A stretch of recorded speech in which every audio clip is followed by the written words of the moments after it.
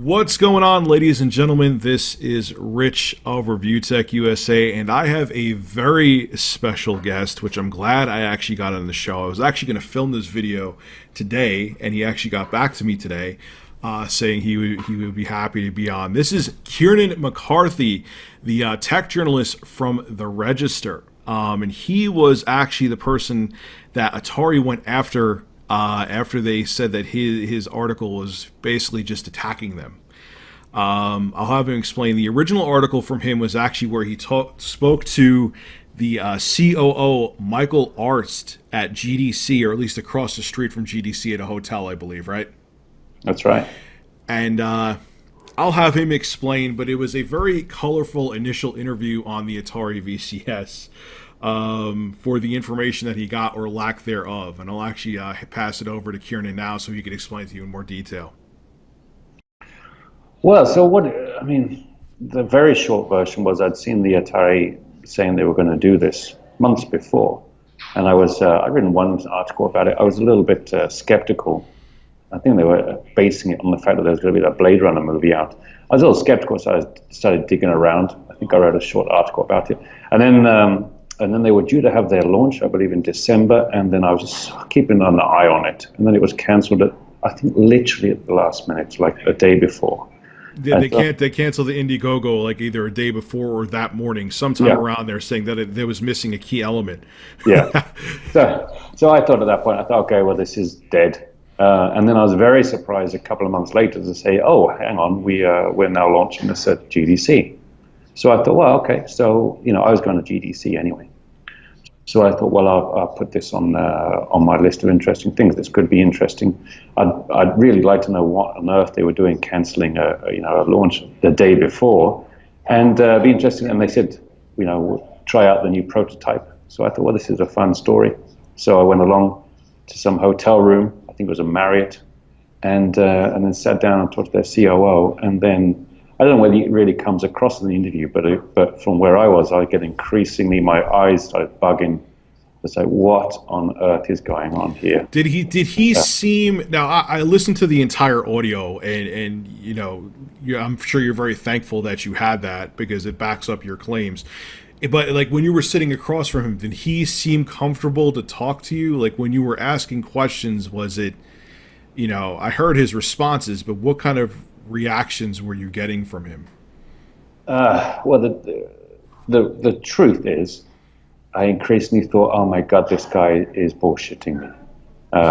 And I've had a few interviews like that. But typically, when you're talking to tech people, especially COOs, you have a pretty substantial conversation, and they always know their product much better than you do, to the point where you have to ask them to scale it back a bit. And in this case, he seemed to have no idea whatsoever about his product.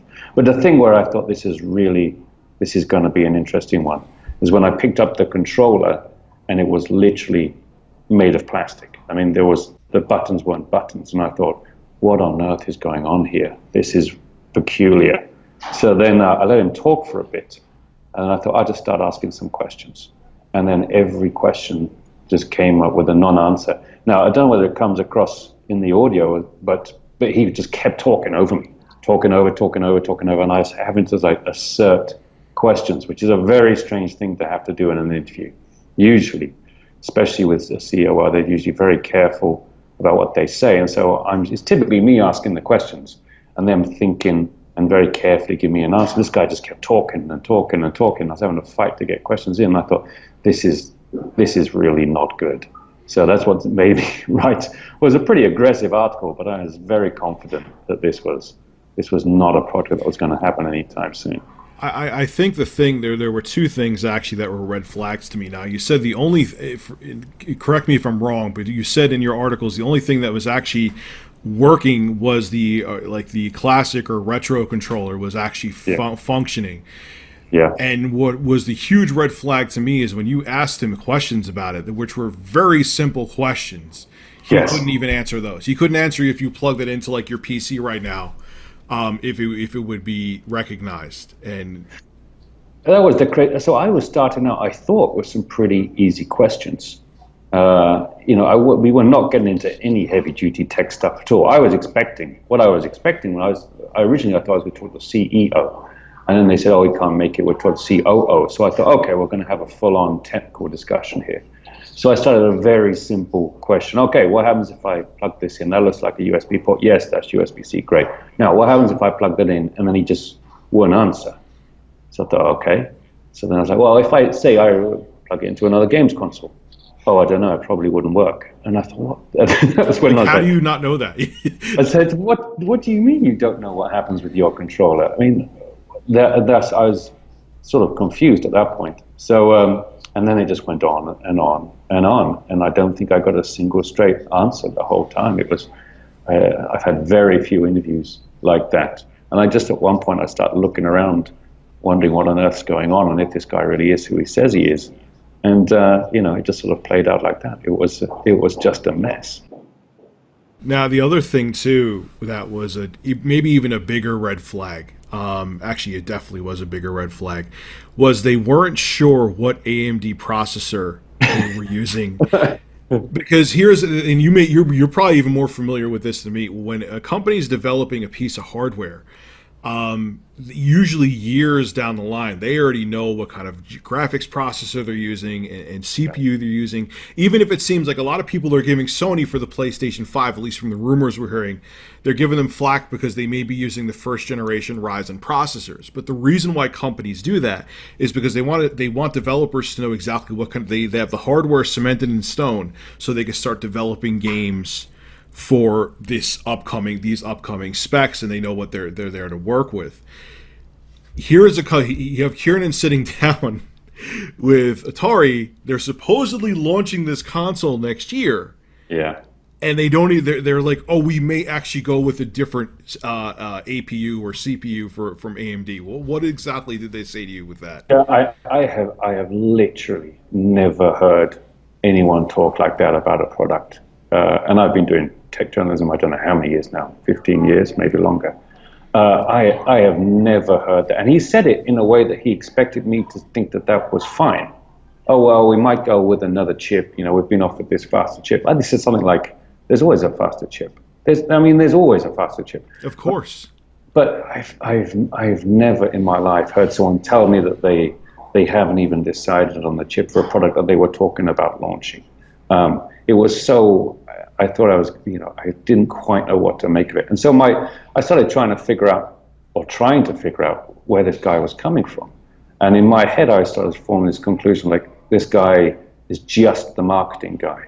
He can only be the marketing guy. I wonder why on earth they've given me the marketing guy, because this guy doesn't know anything about this product. So I started trying to ask a little bit more softball questions to at least get out marketing information, and he started talking about the launch. I thought, well, maybe this guy's the marketing guy, so he'll be able to tell me about why the launch was pulled. And then when he started avoiding talking about that as well, I just thought, this is a farce. I don't know what to do at this point. So I just kept asking questions and kept not getting answers. But I mean, the very concept that you haven't decided what chip to have, and you imagine you're going to produce a games console in a year's time with no idea, it's so ludicrous that I don't know why anyone's even debating it. I mean, it cannot be done. It just cannot be done. Technology does not work like that. Or even if they do, for some ungodly reason, get the console out by their projected date of around this time in 2019, how can developers make proper games for it if they don't know exactly what specs are in there? It's mind-boggling. It's just I formed the opinion that they simply did not know what they're doing. No, I don't. Some people have taken this view that they're ascribing really very negative things. They're sort of suggesting it's some kind of scam. I don't think it's a scam. I just don't think they know what on earth they're doing. I think that they proposed this bit of hardware and they were very surprised. Everyone got very excited about it. And then they thought, oh, we should do this. But it's a little bit like they thought this would be great. And they have literally no idea how hard it is to do hardware because none of them have any hardware experience. So I think they just think this will be fine. There's loads of games consoles. We'll do this. It'll be great. Don't worry about it. We'll find some technical guys. And they're putting the marketing and the concept ahead of the technology. But of course, the concept of having just a games console that is all marketing is so ludicrous. games consoles are complex bits of kit. As you can see, the numerous people have tried games consoles in the past, and then numerous big tech companies have thought about it and decided not to, because it's hard stuff. It's not easy. And this guy was just completely oblivious to that simple reality. But at the same time, he was trying to BS his way through it. So, at some point in the interview, I switched and I think, you know what, I'm going to start asking some questions. And just because I've already decided what kind of article I'm going to write here, you're just wasting my time. I'm going to just have to write down this is a complete farce. And so I started asking questions in which just to see what his answers would be. Now, I'm safely assuming that he knew that you were recording him, correct? Yeah, of course. Oh, you legally have to, of course, yes. But in California, I mean, I know that I've been a journalist a long time. You don't, some states you don't have to. In California, you have to. By law, not yes. Tell people, you have to get their consent. So you didn't hear that bit of the recording, but I brought it out, big, chunky digital recorder, asked if it was okay, got his consent, and recorded. So that's why I was so surprised they attacked me. They must have just completely forgotten I'd recorded it. Either they forgot, or they were hoping maybe they were going to kind of. The only other thing I could think of, even though it's far-fetched, is maybe intimidate you into not saying anything. I don't know what else it could be, because it's absolutely ridiculous when you know. I mean, I'm like, he obviously he knew he was being recorded. It's safe to assume. And then you come out, and I actually have right here. I screen capped it just in case Atari got rid of it. This is what actually made me see you, because I saw your profile under this comment from them on Facebook. Right. Someone I think copy and pasted the article that you did for the Register. And this is what Atari comments back with, and you guys will see it on screen when I have the video up. We honestly can't explain the article either, referring to Kieren's article. Our executive sat with the reporter for half an hour, and he wrote what he wanted instead of what was discussed with him, keeping in mind that he knew the recorder was on. Sadly, there are even irresponsible trolls. He's referring to Kieren as a troll in professional positions, I guess. We clearly said that we were bringing engineering design models to GDC, and lots of people clearly don't understand what that means. Hunks of plastic, well, yeah, that's how you finalize the designs and confirm that you can get the look and feel you want for the finished products. Sad. And you responded back, I'm like kind of paraphrasing it, like, I have the recording. How could you even say that I was trolling when I could prove it? And Kieren wrote another article proving that the fact he wasn't trolling, and the guy had no, like, there was the one part where, we just talked about how the controller, the actual working piece, he had no idea what was going on with the controller. Yeah. They compared it to a space launch of NASA, and yeah, I think it's fair to say it was bang to rights. I was amazed that was their response. I mean, they could have said so many other things. They should have said something like, well, this interview was months ago, or they should have said, well, this reporter was too aggressive. But saying, like, we spoke to him and he just made this stuff up. I mean, at that point, I would normally just ignore it. It's just, it doesn't matter. People do this all the time. But when they start accusing me of making things up and being a professional troll, I mean, that just crosses a line. Yeah, that hurts your credibility. You know, and you're not the first person that they did that to. It was another YouTuber that I actually know somewhat personally, RGT85. You're aware of I think I asked you this before, you're aware of the whole with Tempest 4000. They said it was running on the console, and the developer didn't even know the game was going to be on the system, and RGT85, the YouTuber, came out and said that game really wasn't even on there, or if it was on there, they were doing some kind of either emulation or something, and they said that they tried to demean him too. It's a very peculiar way for a corporation to act towards people, even if it's in a negative light. I can never imagine Sony doing the same thing to somebody if they were questioning a piece of their hardware. But then again, that kind of conversation you had with COO would never happen with Sony, I'm assuming anyway. So, I mean, I've been sort of following what's been going on with the YouTubers on this. And here's a lot of people getting caught up in the details and saying, well, what if this and this could be this? The better way of looking at it, and the way I look at it, is what would have happened if this was a professional outfit? And literally none of this would ever have happened. If it was Sony, or even if it was a small company, If their PR team had put out something like that, they'd have been fired, and he would have apologized straight away. It's so ridiculous to start attacking legitimate criticism in that way. It's so ridiculous that it just says that this company cannot be serious. There's no serious company would ever respond that way. They would take the criticism and they would go out of their way to go and talk to that journalist and say, well, look, I understand you've got your concerns, but let's talk about it, and we'd like to show you whenever the new prototype comes out. That's what happens, always, because fundamentally these companies believe in what they're doing, and they believe they're going to produce a good product at the end of the day, and they want good press on it, and that's the world. This is just a company fretting that they're losing the only thing they have at the moment, which is visibility.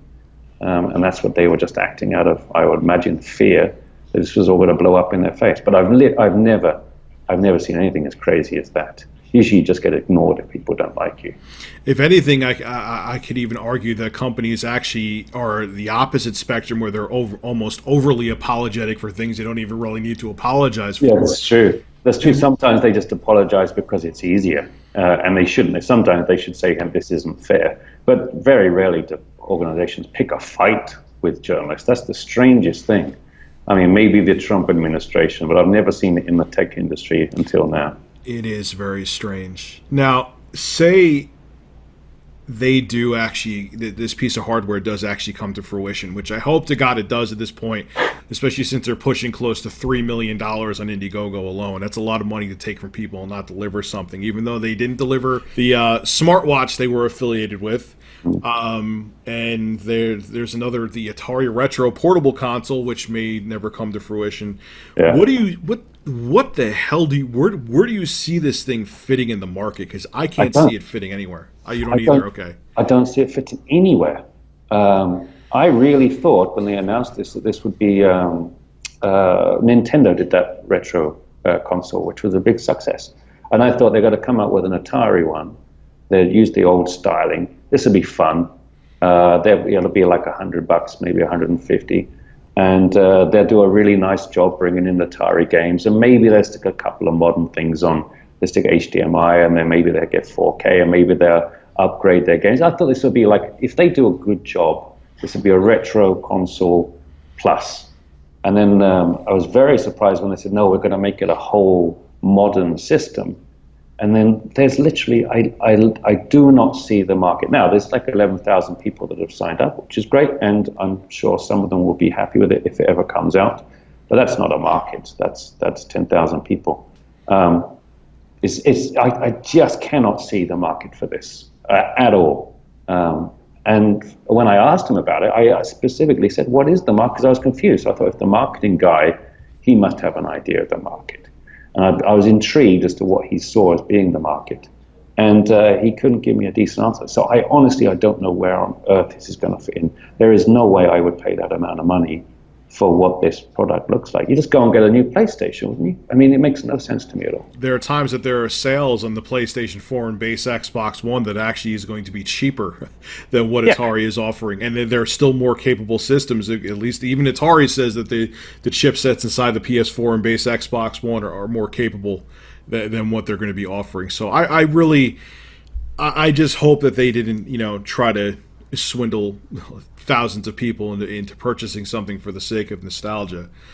But I wanted McCarthy on because I don't like when companies attack someone's credibility simply because they don't like what they had to say. And I felt this, along with RGT85, is something that is kind of starting to seem like to be a trend with Atari. And that should raise red flags about if you should invest in their products or not.